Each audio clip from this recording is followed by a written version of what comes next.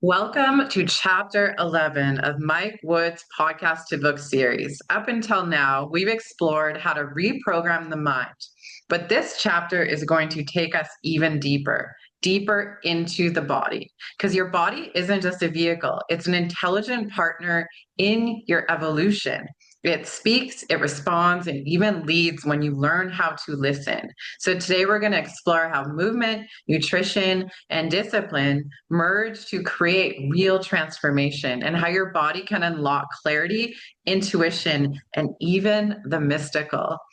Mike, it's so good to have you back after the new year. It's 2026 now. How's it going? It's going great. Thanks for having me again, and I'm excited to talk about the mind body connection. Yeah. What is mind body relationship, and how would you describe your personal mind body relationship? You know, it goes back. We've been on this little journey here for 10 weeks and talking about all this stuff that has to do with the mind, and most everything that we talk about it ultimately is to quiet the mind, and then you're able to find peace. And in that quiet, if we begin to listen, the body will tell stories. It'll tell you everything you need to know about what you need to heal. It'll tell you universal truths. It'll tell you uh, what you need to do right now. It'll tell you what to eat, what not to eat. It'll tell you when to eat, when not to eat. It'll tell you that exercise. It'll tell you everything you need to know to be healthy if you know how to listen.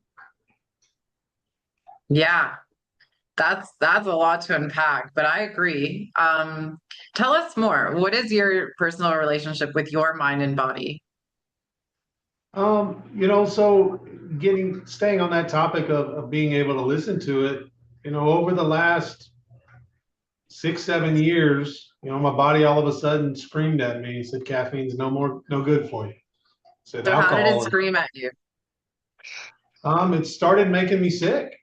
Caffeine Mm, did, like caffeine started making me sick. And it was pretty random. Like, you get caffeine in the afternoon and then have a crash, and that's pretty normal.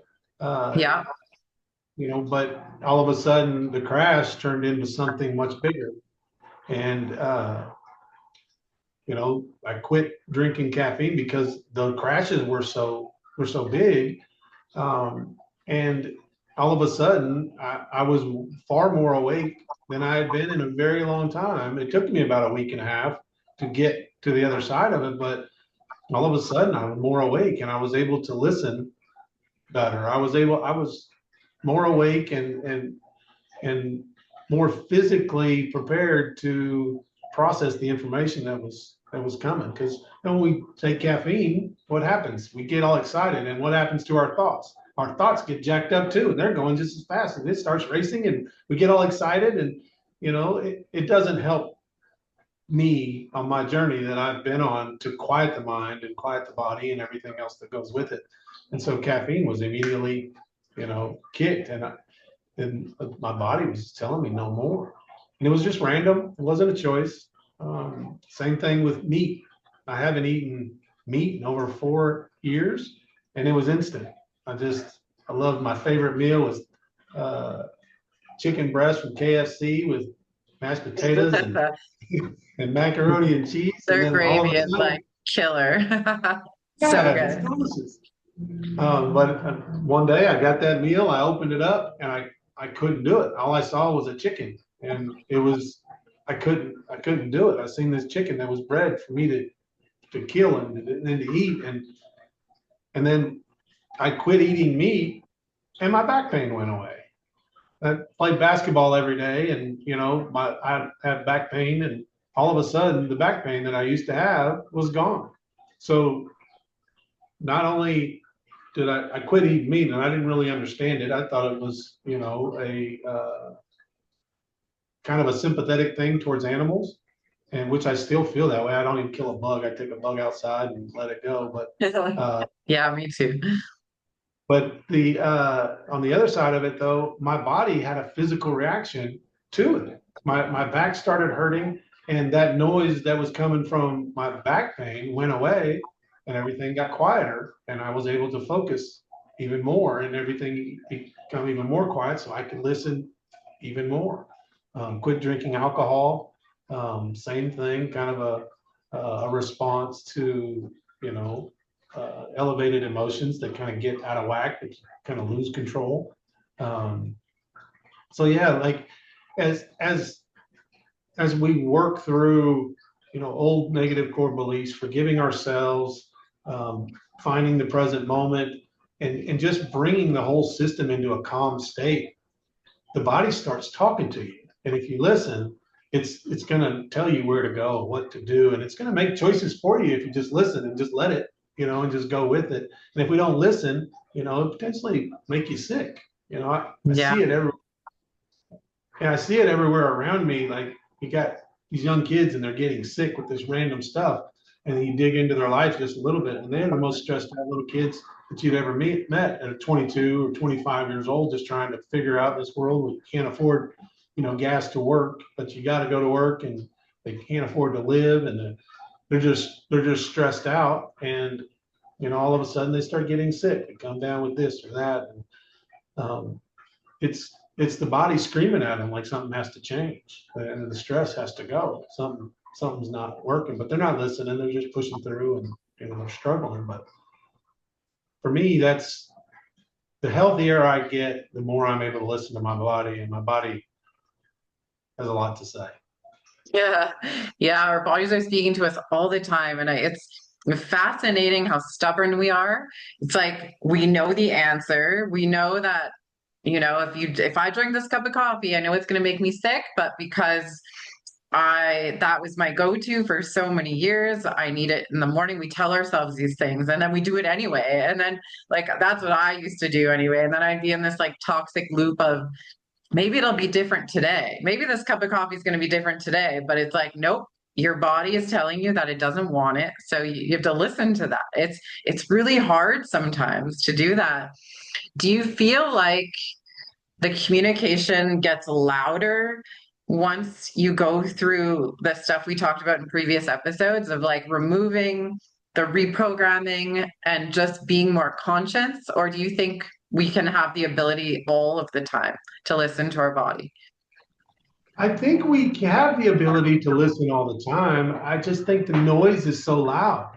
You know, the all the negative stuff, the negative uh, self-talk. It's so loud that you can't hear anything else. You don't have enough time. There's not enough gaps in between negative thoughts or your worried thoughts about the future, or whatever it is that we obsess about. It doesn't stop long enough to be able to listen to the body. You know, and once that starts to happen, and you get those moments of quiet mind, it just the body starts to speak, and it's not just the body. You can hear other things coming through that you may not have understood in the past, and you start to trust that intuition. You know, we all have the ability to tap into our intuition. And everybody say trust your gut and whatever, but we touch it on a superficial level. But you know, the clairs, and I'm not completely educated on all the different clairs, clairvoyance and clairaudience and all the different ones, but we have an intuition that's able to tap into the universe in a kind of a strange way. And when we get quiet, that intuition opens up and allows information to flow through us. And some people, they're going to hear something in their head, and some people, they're going to feel something in their gut, and some people are going to close their eyes and have a vision. It can happen in a lot of different ways.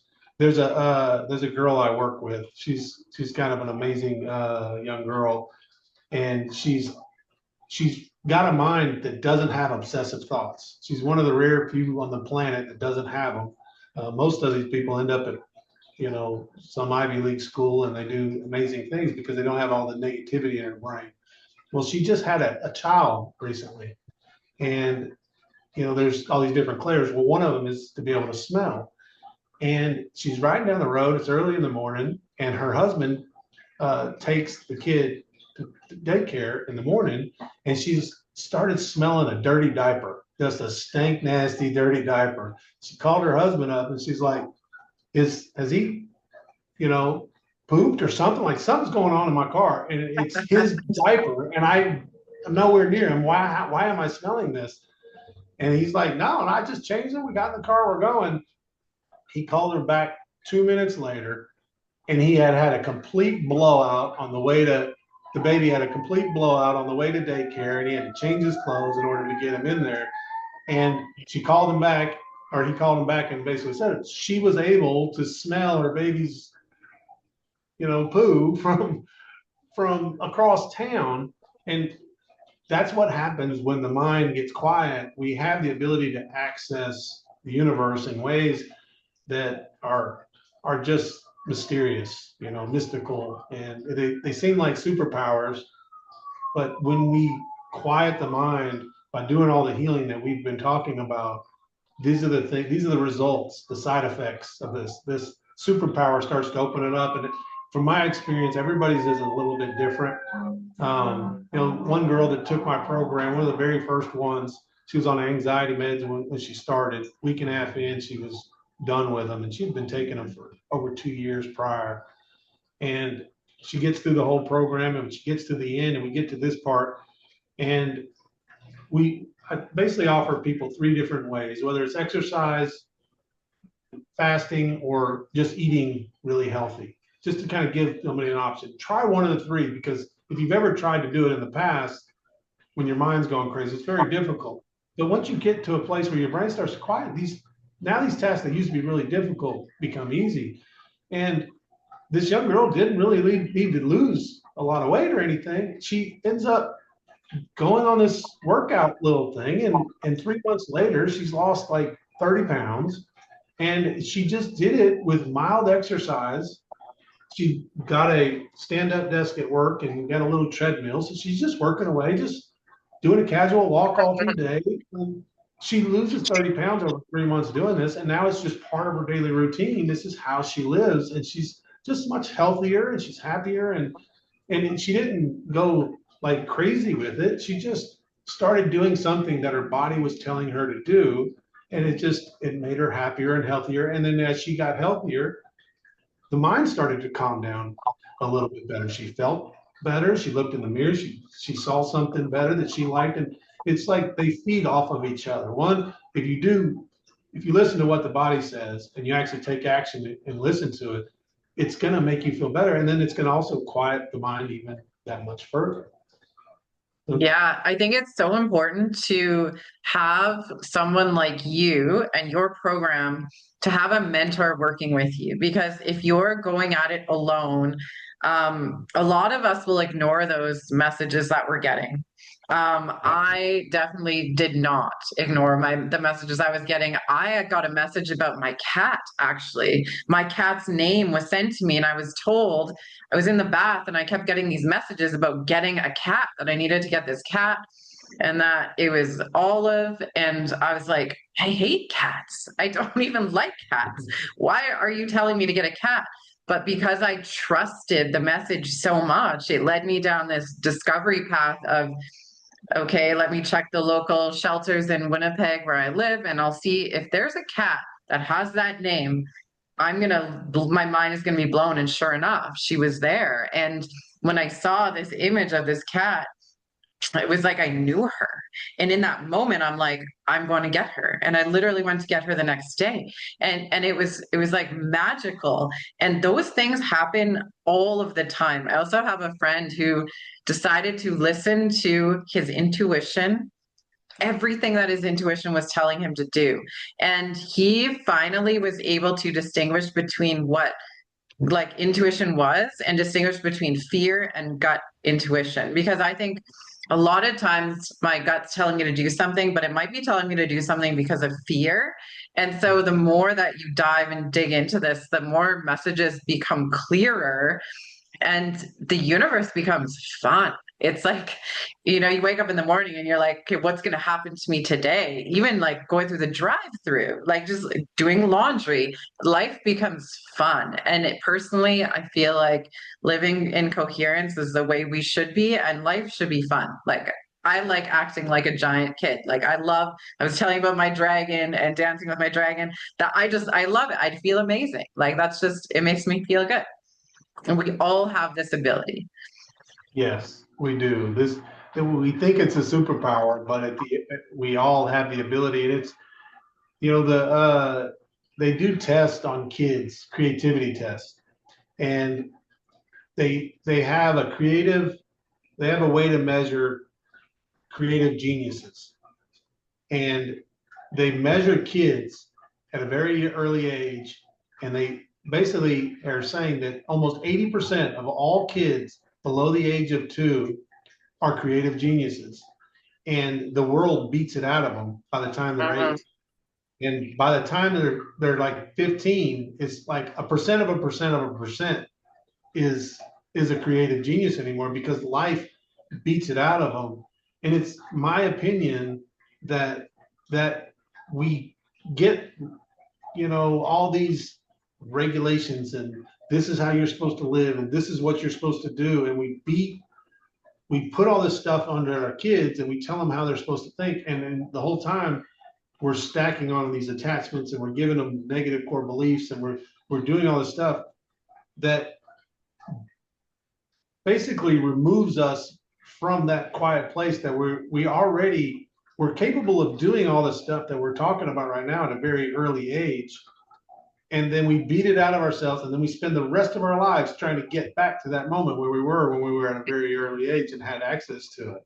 There's all Yeah. kinds of stories of kids remembering past lives, going to a house, an 8-year-old kid or a 5-year-old kid going to they're old, remembering their past lives, and going to a house, and going into it, telling them inside this wall there's a box, and in this box it's going to be this, and this, and they'll rip the wall open, and there's this, and it all coming from this kid that used to live in this house in a past life, and is remembering all that. So there's actual proof out there that we have the ability to access the world in a different way. And most of us take it for granted, and then we think it's hoopla and whatever. But I promise you, if anybody listening here, if you go through the steps to heal yourself and to quiet the noise, the negative voices in your head that's causing you pain, when that starts to calm and you quiet, another thing takes its place, and you start to be able to get in touch with the rest of the world. It's beautiful. Yeah, it's like being guided all the time. When it first started happening to me, I was like, who are you? What do you want? And why are you telling me what to do? Yeah. And it's like this beautiful voice of like guidance, and it's like pure self-love at that point, because it's like you don't feel alone anymore, and you feel supported, and it's divine. And it's like everybody wants an explanation, right? They want to know what it is, and they want to be able to see tangible evidence, but there's no tangible evidence. I don't know. More and more people are starting to talk about it, though. I guess my Yeah. question, I want to know this: how important is like the healthy habits to being able to access this part of the universe? Like, how important is nutrition? And do you eat a certain way, or tell us more about that?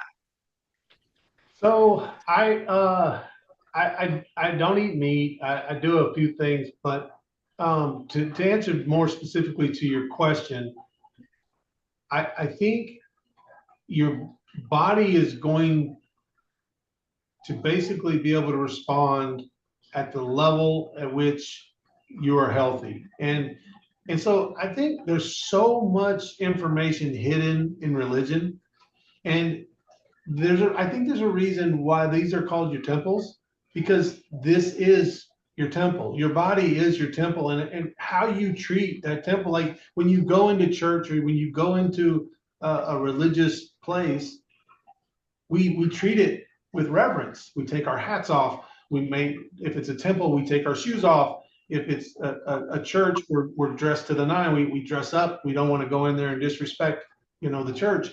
Yeah. That's so it, it's true. it's the same thing for our body. If we treat our bodies well and we're kind to them and we give them what they need and we take the poison out of there with drugs and alcohol and we remove some of the meat, especially some of the meat where people are just raising animals to kill them to feed us. It's basically a business. I don't think animals were intended to be that way. We do eat animals and they can give us life, but I don't think that's the way that it was intended to be. And so when you go through this process and you start listening and you start treating the body like you would treat your place of worship or a place that matters to you, treat it like a true temple. Now all of a sudden your body's going to respond in a different way, if that makes sense. Yeah. So it's like essentially what you put in it, you're feeding it, and that's going to translate on the outside. I know I was going over my year at the end of last year, and I stopped drinking alcohol the week of April. There was a week in April 2025. I had gone to a sporting event, a popular hockey team in my city, and they were in the playoffs. And I got so drunk, and I documented my experience the week after because I was so hungover and I was so out of sorts that I was like, this, I need to make sense of this. And why am I doing this to myself?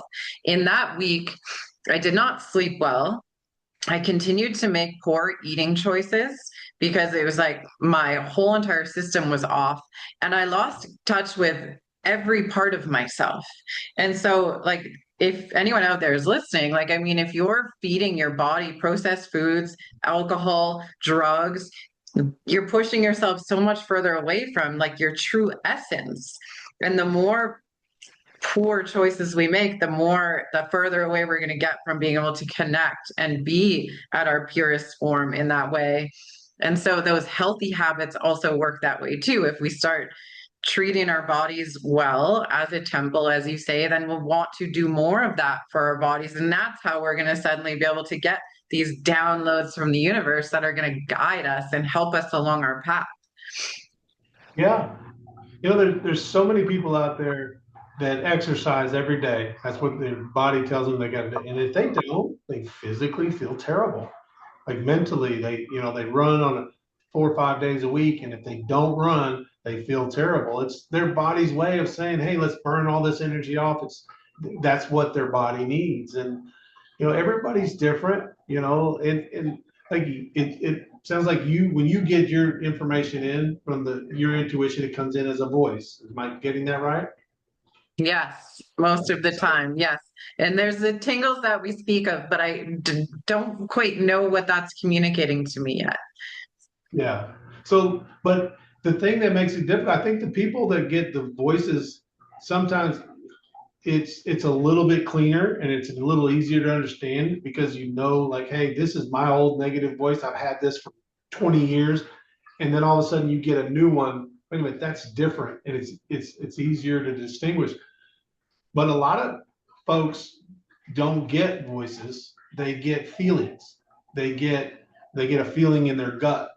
And well, Mm. the feeling that's how it happens for me. So it was very, very difficult for me to distinguish between a gut feeling that was I needed to listen to, or a gut feeling that was, fear or trauma or something that was causing that thing. It was very, very hard, and it took a long time. I took intuition courses and Akashic record courses and all this stuff to bring, and then all of a sudden, then the voices started coming.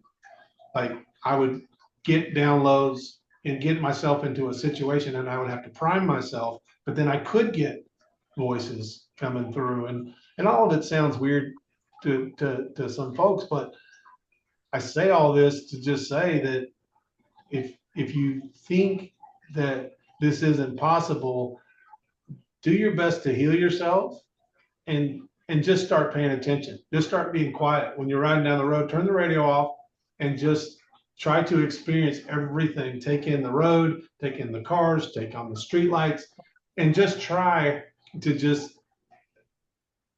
let the universe come in and speak to you in any kind of a way that it does. And the more we pay attention in that moment, we're in the present moment trying to hear and listen, which brings all of the stress down. Cortisol gets turned off. And in that moment now, we're quiet. The mind is quiet because we're in the present moment, which is beautiful, right? All the way back to chapter 1, right? We're in the present moment. And in that moment now, we are, we're able to access the universe and hear what it has to say and hear what it has to deliver.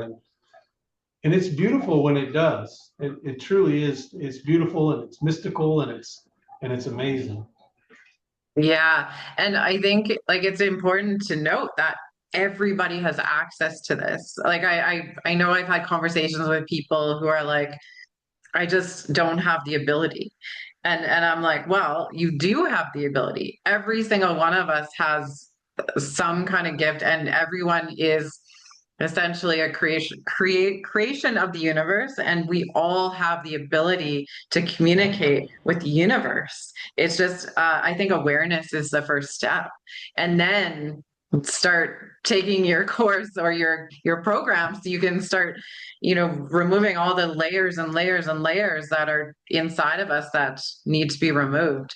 Do you feel like people can access these beautiful things without doing that work, or does it happen when you start doing the work?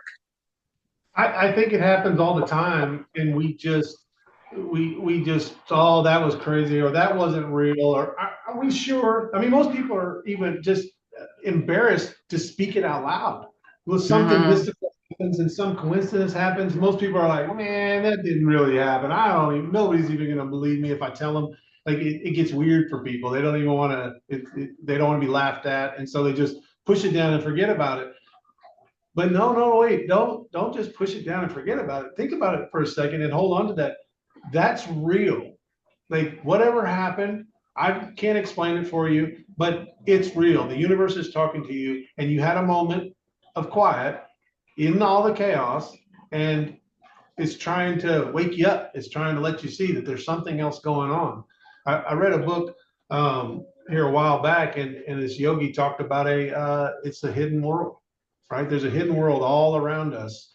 And when you get quiet, you have access to that hidden world. And it's a beautiful way for me. I like using that phrase, the hidden world, because that's exactly what it is. It's a hidden world all around us that we don't realize is weird. But everybody's had something weird happen. Everybody's had deja vu.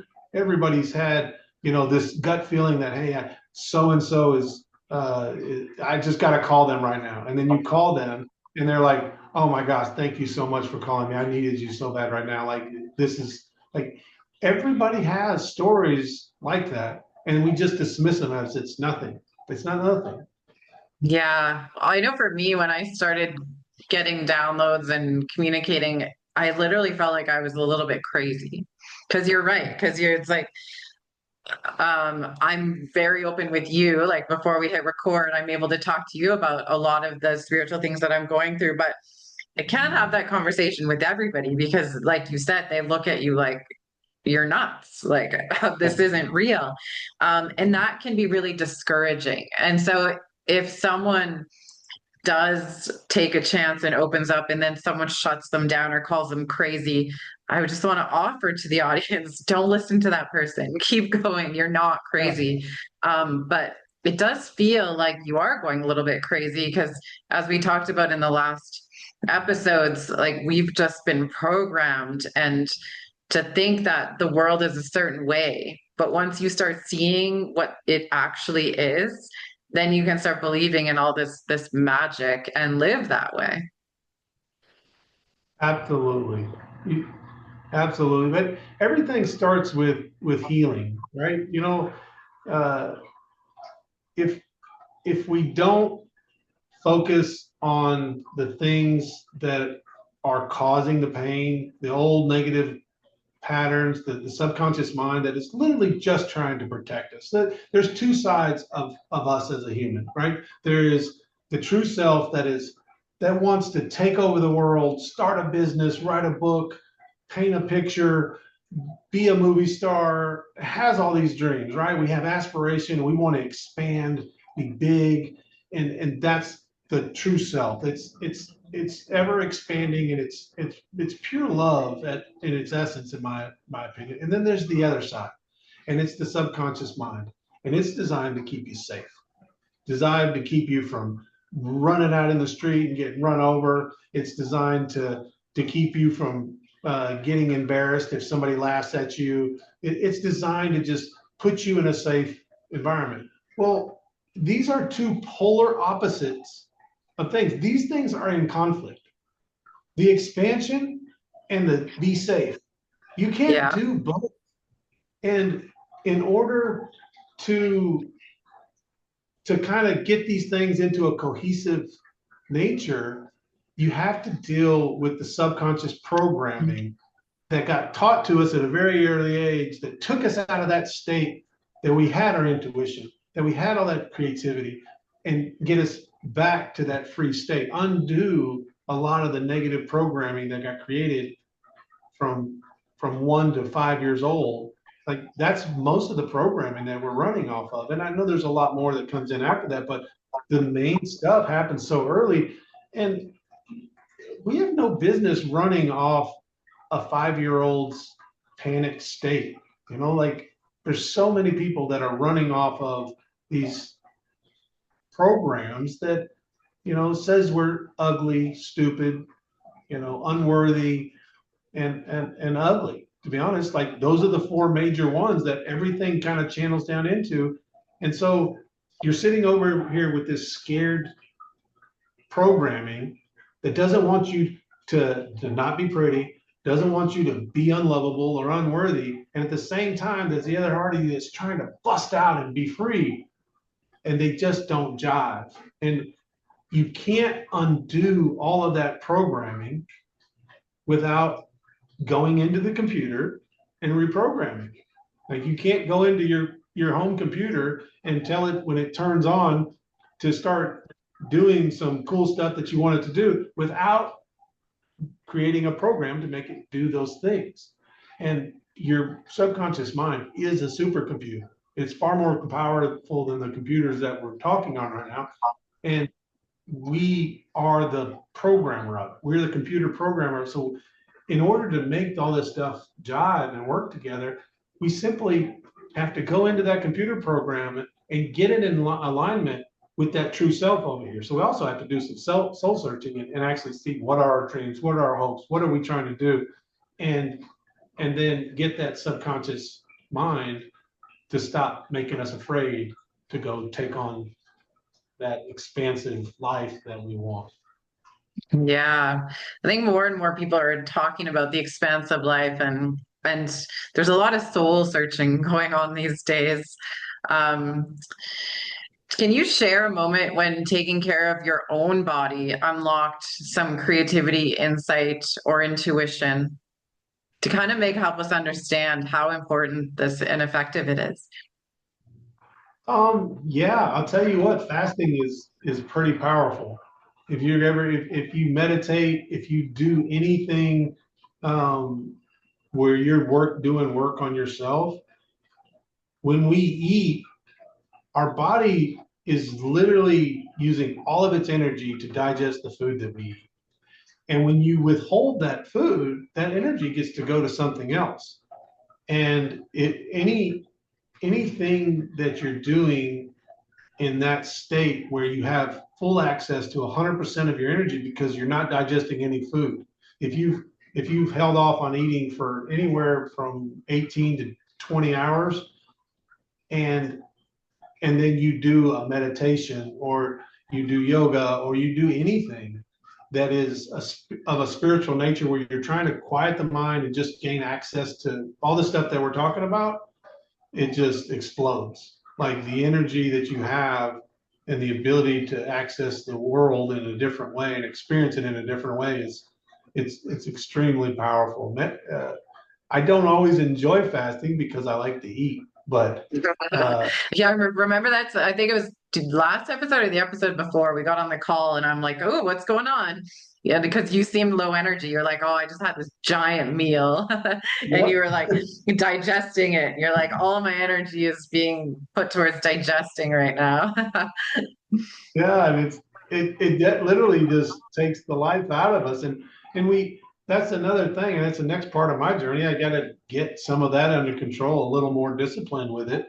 Um, but like even just a normal meal, like I overeat, I order a meal, whatever's on the menu, and it's like my duty to eat everything on my plate, but I don't need everything on my plate.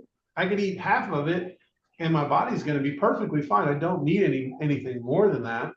But if I eat the whole plate, and I'm going to go to sleep in the next couple hours, like, and if especially if it's dinner, like I ain't gonna make it because my body just gets drained. I got so used to fasting that the overeating and things, it just completely drained my body. Yeah. Yeah. What about so once we start doing all these things, once we start listening to our body and say you were out for dinner and you didn't finish your plate, but the people that you were with were bugging you about it. Like how do we start like how do we handle the outside noise when we start listening to our bodies? That is an absolutely great thing because that's where most of the pressure comes from. It's from the outside. And I drive to work and I notice, especially when I'm fasting, every billboard is food.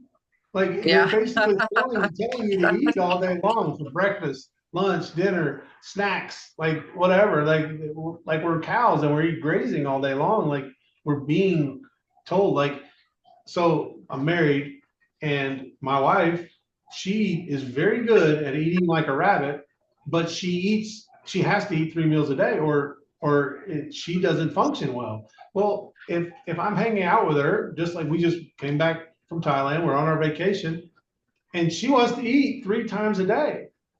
And what am I supposed to just sit there and not eat? Like it Right. becomes uncomfortable. So right, that is what you bring up is it's a challenge to go to a restaurant and order water. And you know what? I'm not going to eat today. Like, and sometimes I win that battle, and sometimes I don't. But it's hard. Those are the battles that we fight because we're constantly being influenced by everybody around us, especially with food. Like food is a very difficult one to do because socially it's what we do. Hey, how does the family get together? Well, we all go eat. We go sit down Mhm. it's a challenging thing, but it's not just food. It's a lot of different things. Do we, if you're working out, like something has to give. Working out takes time. Then you're all sweating. You got to get clean. Like there's a time frame. If you're working out for 30 minutes or 45 minutes, there's an hour to an hour and 20 minutes of getting to a gym or doing whatever you're doing. Well, what part of your life is going to suffer for you to take the time to do that? And so these challenges, especially if you're married, you have kids, or like people that are, the world is pulling at us all in different ways, but at the same time, our bodies and our minds and everything are also yearning for us to be taken care of. And so there's a constant battle, and it's hard. It's not easy, and everybody's got their own. It's different for everyone. Just like you were talking about earlier with the intuition, it comes to everybody in different ways, and your body's it needs different things. What is good for you is not necessarily for me, and what fasting for me is phenomenal, but it might not be for everyone. And so we just have to listen and try to gauge it. But social interactions are very difficult. But that's why part of the program we addressed that after week 3, setting boundaries and learning how to set boundaries. It's very challenging. Alcohol, sitting down in a bar with 5 people and not ordering alcohol. I got very good at that one. I don't do that, but I can hang out with everybody, and alcohol's elevates everybody's mood and their energy, and so sometimes I might have to get caffeine or something to stay awake because I want to go home and everybody's really happy and they don't want to. Yeah, Um, they get really loud and really happy and really excited.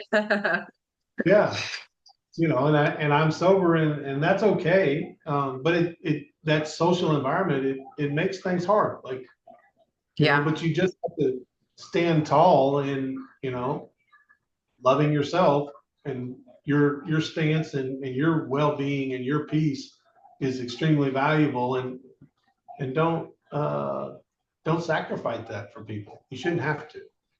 No, and I mean, it's always good to be humbled once in a while. Over the holidays, I was away and I like stopped eating as well as I do when I'm at home. And boy, did I feel it when I got back. It was like, if that wasn't more of a sign of what food does to the body and the mind, I don't know what was. It was like I couldn't sleep. I was super depressed. I felt my body was like constant like inflammation. And that was just from like incorporating some sugar and, like all the good foods that you have around Christmas time. I just allowed myself to overindulge, and man, I paid for it. When I got home, I just felt awful from that. And I find it so interesting how, like, our culture, they separate physical and mental health. Like, they are so together. Like, they can't be so much more together. Like, why do you think our culture does that? And how can we start bridging that gap? That's a great question. I don't necessarily know how to bridge that gap, but it is overwhelmingly obvious. Like for anybody, like just to exercise, it burns off cortisol, the thing that is causing depression and anxiety. A physical exertion to where you're sweating is burning out what's causing you pain. Like just science, the science of the chemical makeup in your body. It's pumping in endorphins, and it's getting rid of the thing that's keeping your brain on a mental loop. So yeah, it's extremely powerful when you use both of them together. That's why I end my program with this as the last week, because I want to make sure that everybody realizes when the brain gets healthy, the body will then, it'll be easier to deal with, it'll be easier to listen to do the thing that is right for you. And then when you do that, it in turn makes the mind healthier and it calms it down. And then it in turn helps you do even more with your body. And they just start piggybacking each other. And it's such a beautiful thing to like to watch it, what Keely did. I was telling you about that young girl, but it was just amazing to see how she went from just riddled with anxiety and had some core beliefs that she had to address. Not a whole lot. She had a great childhood and great parents, and she really was a really healthy young girl. Just had some pretty rough stuff that she had to deal with young dance girls in dance class, and body images and stuff like that that the girls deal with. But once she dealt with all that stuff, there was very little for her to mess with. And then she was able to just do the things that she always wanted to do, while working on her body a little bit with the way she ate and the way that she was working out. And then all of a sudden, she was able to do all the things and get her body to the place that she was happy with. And it was just amazing. And then all of a sudden, she's even happier. And then she becomes happier, and she's out country line dancing and every night with her girlfriends and having a blast, cuts out alcohol. Handful of months later, finds a man that she had been going through this guy and this guy, but she finds a good one, and now she's engaged to be married. And it's just when we take care of our mind, and then we start to take care of our body, they start to compound, and then life starts to just change and work in ways like all the things that we do on the inside start to manifest the peace and joy on the inside. They start to manifest on the outside. It's the inner work that creates the results on the outside. And it's been a gift, and I'm so grateful to be a part of seeing the transformation in some of these young people, because it's extremely powerful, and it's a beautiful thing. And to the mind and body aspect of it, it can't be understated. It really can't. You just got to get out there and do the work. Yeah, it's so frustrating how, like, I remember being in my 20s and talking to the doctor about my anxiety, and then they would give me a medication, and then I would be on a anxiety depression medication that would literally make me feel like I was a robot. Like I had no emotions. I remember just feeling like I was dead. And I'm like so expressive and I'm so like vibrant. My personality is fun. And it was like suddenly I had nothing. It was like I wasn't happy, I wasn't sad, I was just there. And it's so sad how so many people are, on all these things, and that's like the first thing that the doctors tell you to do. And it's just really frustrating. Yeah, it really is. Because I'm not going to say that medication is not needed for everyone. I know there's some Oh, it, chemical it imbalances. definitely is. Yeah, I'm not saying that either, for sure, just to be clear. Like there's a time and place. Yeah, but I do think it's way overprescribed. And two of the first three people that took my program were on the highest level of meds that they could be prescribed. And within a week and a half, they had both quit taking them and hadn't taken them in over 2 years since. That's And amazing.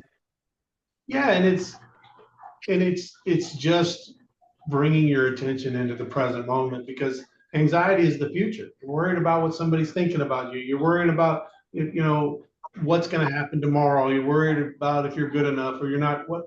But when you bring your attention in that moment when you're stressed and you bring your attention into that moment, it just takes that anxiety. It starts to just dull it and brings it under control. Then the anxiety goes away. Then it comes back, and then when you bring it back down again, it just it doesn't take very long at all to set anxiety straight. Like I'm a firm believer that if somebody just does the simple practices and they're religious about it, and they take it very serious, anxiety can be kicked in the butt in a matter of weeks.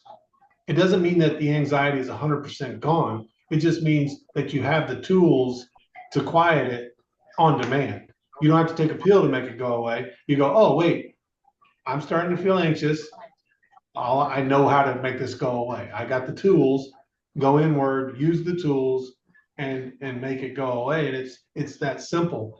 That's what should be prescribed to these people. We should be prescribing box breathing. We should be prescribing gratitude journals. We should be prescribing these things that are deemed, foo foo, and like not masculine, and all these other things that they give them labels like they don't really work.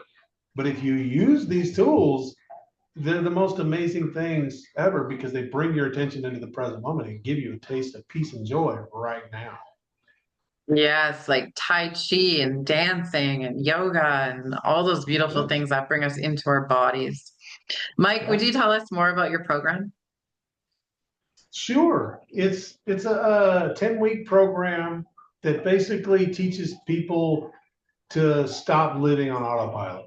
It it's a program that helps you see that you are living on autopilot first, because most folks don't realize that.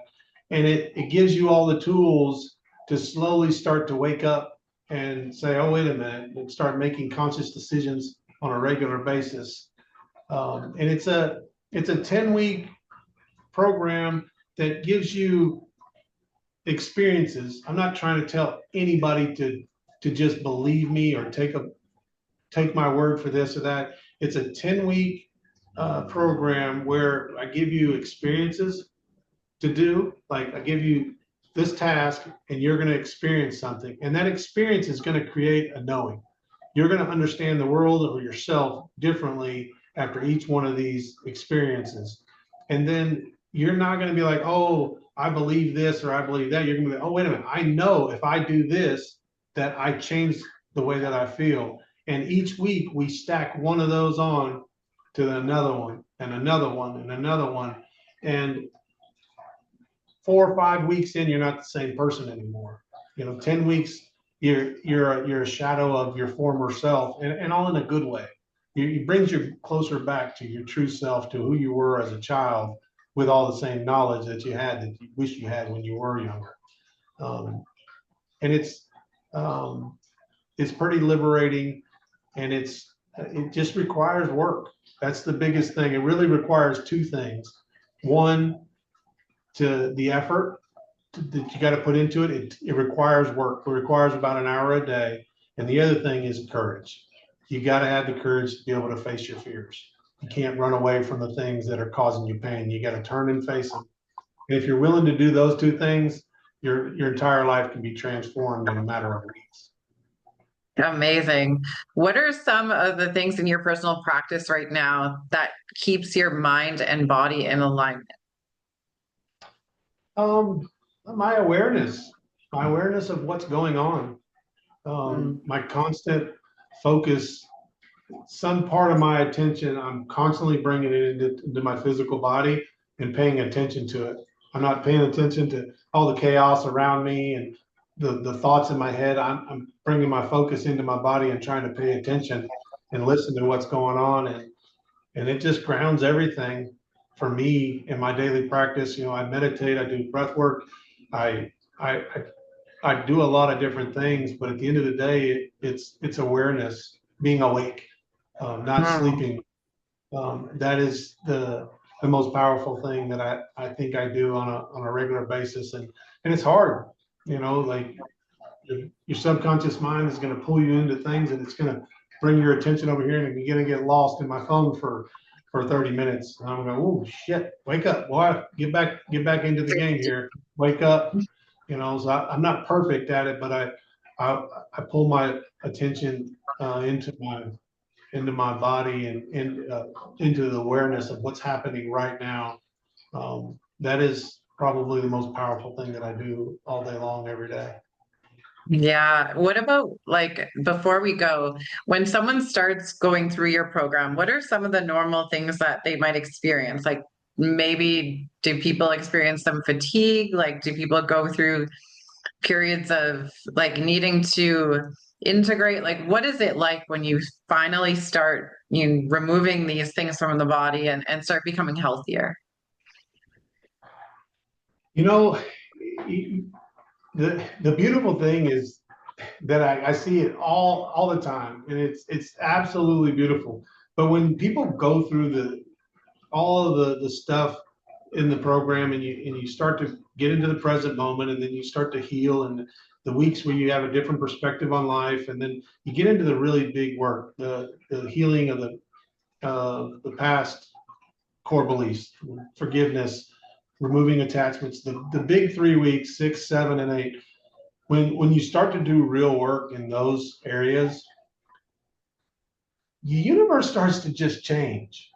When the negative voices in your head aren't telling you that you suck and things are horrible, and you're going, I'm amazing, I am beautiful, the world starts to show you that you're amazing and beautiful. If you have a business that is struggling, and I actually have a young guy that's 29 years old going through my program, he wanted to sell his business. He's like, I'm done with this. My hands are so messed up. Young kid, just ripped, and his hands, he can't even use them. The stress, he knows it's stress that's causing his hands to where he can't hardly even be a plumber anymore. And he's wanting to Wow. sell a plumbing business. He's had it for about 4 years now, and he's going to sell it because he's just stressed. He's going to go work for somebody else, and we start working together. About 4 weeks in, and we jump straight to the heavy work because we're working one on one. I kind of tailored the program to him, and we just immediately start doing core beliefs. After about the fourth one, the stress that he had at work all started to change because as he started to feel better and all the noise in his head started to stop about the doom of his company, about all this stuff, two new employees showed up. These two young kids that were the best plumbers that he had ever met. They're better plumbers than he are. They both had positive attitudes, liked to show up early, liked to stay late. And so these two plumbers show up, and guess what else showed up? A boatload of work to keep these guys busy. And so a month into working on this deep work, his entire business changed, where he's not stressing about payroll this month and the ebb and flows of a residential plumber. You got to get phone calls, right? So the ebb and flow of the works was stressing him out. He's got more work than he knows what to do with, and he's got more help that's reliable. And it's, to me, this is not a coincidence. I see this so many times that when people work on themselves and they heal themselves from the inside out, their world changes around them. And this is what happened to me. As I changed, everything around me changed. and I'm watching it in these other people. And that's what I would say to answer your question. That's what changes when you start to work and you do all this inner work, because you're still going to have days where you're sad. You're still going to have days Mhm. where you're dealing with stuff, and there's going to be more to deal with, and there's going to be more to do. But as you get healthier, and the ability to take these thoughts that are negative and turn them into positivity, and to have moments of peace and joy, well, the world starts to respond and give you in turn the state that you're creating in your mind. Whatever state you're creating in your mind, that's the world that you're living in. That's the world that's going to show up for you. And so when you change it inside and it becomes beautiful and kind and peaceful, and even when it's difficult, you're like, I'm grateful because this is another opportunity to learn. Well, that's what happens in the outside world. It starts to reflect that. And that's the most powerful thing that I've seen happen in with my program is, yes, the changes, people set new boundaries, they heal, they're happier, they're able to process their emotions better, and they're able to, work through them. And but then their life changes. Like Keely is the prime example of that. She was on anxiety meds, was struggling with her work and whatever. She found her dream job. She is engaged to get married, and she's healthier than she's ever been. And you can't get that without taking care of all the mind. We want all those things and we obsess over those things, but you can't have them until you work and you create that peaceful, joyful state on the inside. And then the universe gives you what you're already experiencing. Yeah, absolutely. That's beautiful. I'm so happy for your clients. Where can people find your program? Learn to love being you.com. And my email, my personal email is mike@learntolovebeingyou.com. And so there's two different approaches. We have an online program that you can manually go through it, but I also offer one-on-one coaching. So if you want to go through the program, and I can tailor it for you specifically, and it's people get a better impact on it, but it's a little more expensive because you're paying for the individual sessions. But either way, the program is designed to help you through it. Because even if you take the cheaper version in the online program, we have weekly coaching calls where everybody can jump on and get your questions answered, and you can get support. Amazing. Thank you so much for this amazing conversation, as always. I'm pumped. I mean, you're releasing a book this year. It's going to be a good year. I can feel it. I could not agree with you more. I'm excited about the book and just the opportunity to help one more person. So thank you for everything that you've done for me and all these podcasts, and I appreciate everything. Yes, amazing. And to our audience, thank you for tuning in. And just like Mike said, once you start rearranging what's inside of you, the universe starts rearranging. I like to think of it as like little elves that are like slowly building the outside as you're excavating the inside. So look into it, you guys. Life is supposed to be fun and mystical and exciting. You're not crazy, we promise. Until next time, take care, everyone.